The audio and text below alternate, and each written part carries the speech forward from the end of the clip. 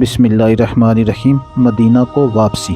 فتح بدر کے بعد 3 دن تک حضور صلی اللہ علیہ وسلم نے بدر میں قیام فرمایا، پھر تمام اموال غنیمت اور کفار قیدیوں کو ساتھ لے کر روانہ ہوئے۔